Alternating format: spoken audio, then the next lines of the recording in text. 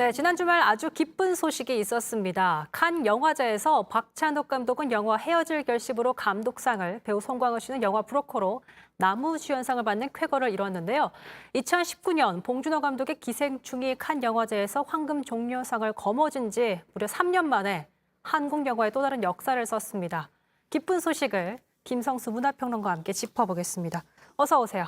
반갑습니다. 김성수입니다. 네, 자, 저희가 근데 오늘 보니까요, 송강호 씨가 인천공항에 귀국해서 그 모습을 저희가 좀 준비를 해봤는데요. 그 영상 먼저 보고 얘기 나누겠습니다. 네.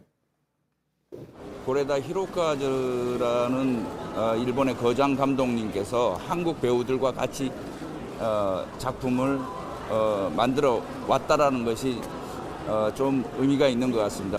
우리 영화를 끊임없이 예의주시해 주시고 성원 보내주시는 대한민국 영화를 사랑해 주시는 영화 팬 여러분들께 다시 한번 감사드립니다. 네, 감독상을 받은 박찬욱 감독은 오늘 오후 4시 50분에 들어와서 추후에 뉴스룸에서 다루지 않을까 생각이 드는데 네. 우선 송강호 씨를 만나봤습니다. 네. 정말 자랑스러운 얼굴인데 어떻게 보셨어요?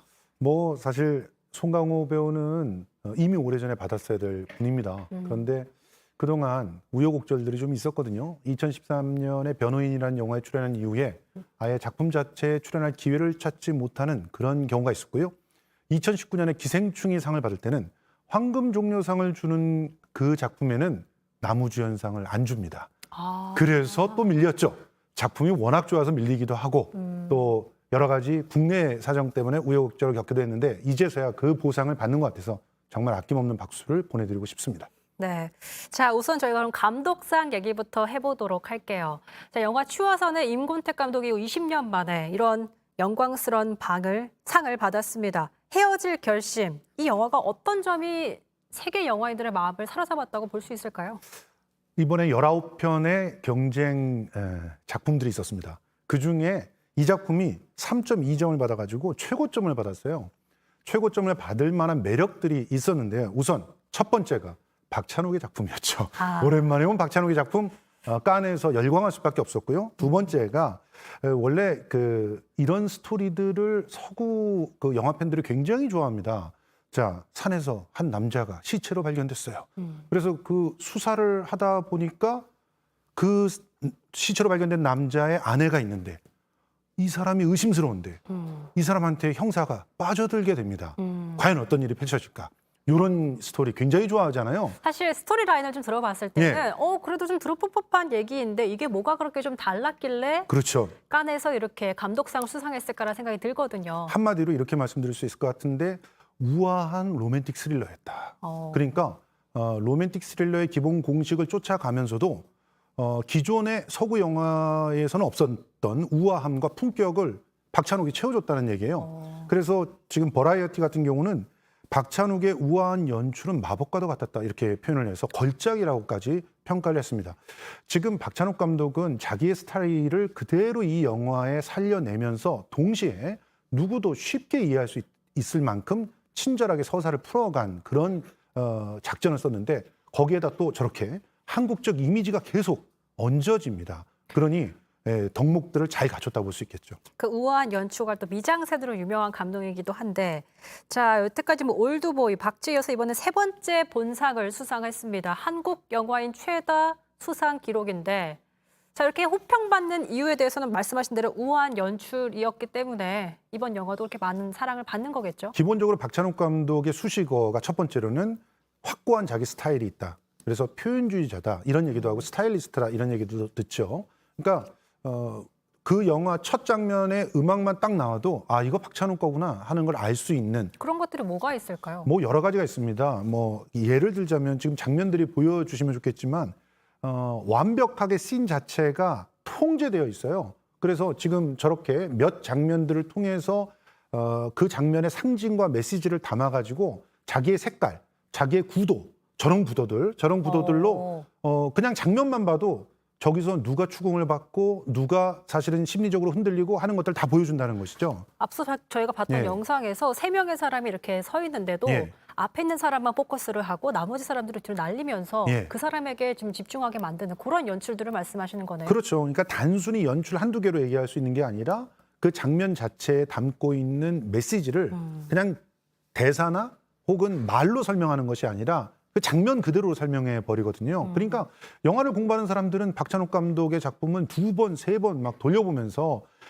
숨겨져 있는 메시지를 찾으려고 하는데 열광하게 되는 것이죠. 그리고 두 번째로 서사 자체도 굉장히 매력적이에요. 박찬욱 감독의 그 작품에 나오는 캐릭터들은 우리 일상에서 쉽게 볼 수 없는 캐릭터인데 왠지 모르게 친근감이 있거든요. 그런데 그들이 굉장히 기괴한 일에 휘말리게 되고 그 기괴한 일을 뚫고 나오면서 자기 스스로의 각성이라든가 좌절에 빠지게 되는데요. 그런 것들이 우리 사회의 어떤 모순을 적나라하게 드러내게 되는 결과를 빚게 됩니다. 그러니 보고 나서 그냥 뒤통수를 맞는 것 같은 그런 충격들을 많이 받고요. 세 번째로 K 컨텐츠 특유의 경계성이 있습니다. 서구의 감독들은 박찬욱 감독들을 보면은 감독이 한국 사람인지 몰랐다라는 얘기를 처음엔 해요. 아무런 그런 어떤 그 설명 증거 없이. 자료 없이 설명 없이 보면은 야 이거 완전히 서구 감독이 만든 거 아니야? 그런데 뒤에 가서 보면은 실제로 굉장히 탁월한 그런 반전과 메시지를 내놓는데 그게 동양적인 그런 귀결이 들어가거든요. 그러니까 한국적인 DNA와 또 서구의 스타일을 정말 완벽하게 결합시킨 그런 거장이다. 이런 평가를 받고 있는 것이죠. 자, 이번 칸 영화제에서 또 배우 송강호 씨가 브로커로 한국 남자 배우 최초로 나무주연상을 거머쥐었습니다. 그러니까 우리나라 배우가 어쨌든 상을 받은 건 전도연 씨 이어서 두 번째이지만 그렇죠. 나무주연상은 최초입니다. 최초입니다. 네. 사실은 그 밀양으로 전도연 씨가 상을 받았을 때도 송강호 씨는 그 옆에서 맞아요. 전도연을 돋보이게 하기 위해서 자기 최선을 다했거든요. 그 장면을 기억하시는 분들은 송강호가 어떻게 그 전도연이라는 배우의 감정의 결을 쌓아나가게 했는지 다 기억하실 겁니다. 그런데 이미 주목을 받은 송강호 배우지만 그래서 칸에서 7번이나 초청을 받았지만 상을 받을 기회가 없었어요. 그것은 송강호의 연기 스타일에도 기인합니다. 송강호 배우는 진짜 힘을 쫙 뺀 것처럼 연기를 하잖아요. 그래서 어떤 사람들은 한두 편의 작품만 보면 송강호는 그냥 자기를 그대로 연기하는 거 아니야? 편해 보이기도 예. 해요, 사실은. 그렇지만 네. 그 사람의 필모그래피를 다 비교해 보면 지금 현재 나오는 브로커의 일부 연기들과 변호인의 연기를 한번 비교해 보세요. 완전히 다른 사람 같습니다. 그러니까 넘버 3의 또 연기 뭐 전설처럼 회귀되고 있는데 그걸 보면 송강호라는 걸 알아보지 못하는 사람이 있어요. 초록 물고기에서 잠깐 동안 씬 스틸러가 됐을 때도 역시 송강호는 우리와 전혀 기대하지 못할 만큼의 의외의 연기들을 해줍니다. 그런 힘과 또 자기만의 캐릭터를 만들어내가는 그런 돋보이는 성찰이 있기 때문에 송강호의 가치가 두드러지는 것인데 문제는 그런 부분들이 이 국제영화제에서요 잘 두드러지지 않습니다. 국제영화제는 아주 강렬하고 정말 인상에 확 남길 수 있는 그런 연기를 보여줘야 되는데 그런 측면에서 이번 헤어질 결심은 이전에 송강호의 평가들이 잘 쌓여서 정말 벌어놓은 브로커. 마일리지 때문에 네. 된 게 아닐까 하는 생각들도 합니다. 네, 송강호 씨는 브로커에서 상을 예, 받으셨- 브로커에서요. 네. 예, 브로커에서요. 자, 송강호 씨의 영화관 브로커. 그 영화는 어떤 내용인지 좀 살짝 소개해 주실 수 있을까요? 예, 브로커는 지금 베이비 박스에 누군가 아기를 놓고 갔는데요. 그 베이비 박스를 통해 가지고 또 금전적인 이득을 취하는 그런 사람들이 있고 또 아기를 찾으려고 하는 그런 어머니가 있죠. 그들이 벌이고 있는 기괴한 동행을 갖다 다루고 있는데요. 그런 측면에서 정말 송강호와 또 이 강동원의 충돌하지만 각자가 갖고 있는 최고의 매력들이 잘 돋보이는 그런 영화인데 여기에 아이유가 들어가 있거든요. 이지은 씨 나오죠.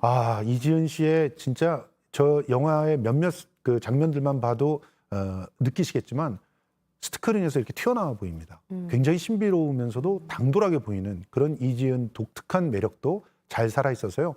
기대할 만한 그런 작품이 아닌가 생각이 듭니다. 네, 저희가 정말 이제 코로나도 좀 많이 완화되면서 저희가 영화를 뭘 볼까 기대하고 있었는데 이 두 네. 편은 꼭 봐야겠다 생각이 그렇습니다. 드네요. 자, 저희가 보면은 내년에 있을 아카데미 시상식에 이제 이 상이 어떤 작품이 상을 받게 될지도 많은 기대가 되고 있거든요. 사실 네. 외신에서도 넥스트 파라사이트, 그러니까 네. 넥스트 기생충을 누가 거머쥘 것인가에 대한 기대가 많이 되고 있더라고요. 외신에서도. 어떻게 좀 보세요? 저는 박찬욱 감독의 헤어질 결심이 그 주인공이 될 가능성이 높다고 보는 게 박찬욱 감독이 정말 똑똑한 분이시거든요. 이분이 왜 갑자기 로맨틱 스릴러를 선택했을까?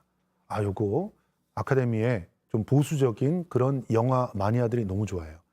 로맨틱 벌써부터 스릴러를요? 알프레드 히치코크하고 비교하고 있습니다. 그래요? 그렇습니다. 그러니까 이 알프레드 히치코크를 따라가지 않으면서 히치코크를 계승한 것 같은, 히치코크와 완전히 다른 어법인데 히치코크를 계승한 것 같은 작품이 나왔다. 열광하고 있거든요. 벌써 뭐 미국의 버라이티니 이런 잡지들은 난리가 났어요. 그리고 또 이 작품을 보면은 그동안 박찬욱이 이런 주류 대중적 문법에서 좀 거슬렸던 그 지점들이 있습니다.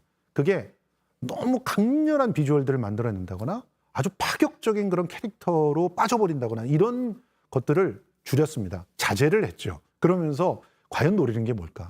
저는 가장 대중적인 상이면서 또 가장 그 영화계 권위 있는 그런 로컬 상인 아카데미를 노리고 있는 선택을 한 게 아닌가 그런 생각이 들어서 그래서 탕웨이도 선택했던 것이 아닌가. 탕웨이가 굉장히 신비로운 매력이 있기 때문에 또 아시아인 배우 중에서는 미국에서 굉장히 사랑받는 그런 배우거든요. 그런 것들이 잘 합해서 오스카를 좀 노려볼 수 있지 않을까 생각을 합니다. 자, 이제 사실 이런 수상 소식이 들릴 때 이제 정말 한국 문화가 정말 많이 올라갔구나, 그 위상이 예. 정말 높아졌구나라는 생각이 들거든요. 하지만 이번 수상은 정말 뭐 한국 남우주연상 최초이기도 했고 감독상이기도 하니까 이 수상이 우리 한국인들에게 문화의 어느 정도의 위치를 말해주는 건지 좀 설명해 주시면 더 좋을 것 같아요.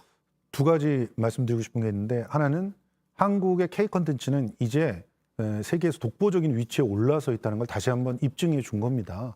그러니까 K 콘텐츠를 대체할 만한 그런 상품이 당분간은 나오기 어렵다.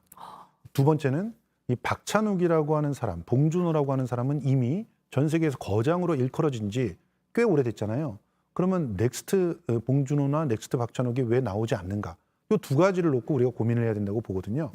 저는 이 박찬욱 감독도 또 우리 봉준호 감독도 그리고 지금 이번에 상을 받은 송강호 씨도 블랙리스트 때문에 굉장히 고통받았던 기간이 있었다는 것을 기억해야 됩니다. 우리가 이 예술가들의 표현의 자유를 억압하는 구조나 그런 시스템을 완전히 근절시키지 못한다면 넥스트 박찬욱은 없다. 그런 측면에서 우리는 오히려 지금 우리가 어떤 과제를 품에 안고 있는지를 다시 한번 확인해야 될 때다. 이렇게 생각을 합니다. 영화계 산업 전반에 있는 영화인들이 아마 박찬욱 감독과 봉준호 감독을 생각하면서 또 꿈을 키우고 있겠다라는 생각을 드네요. 예. 네, 여기까지 듣겠습니다. 김성수 평론가와 함께했습니다. 고맙습니다. 고맙습니다.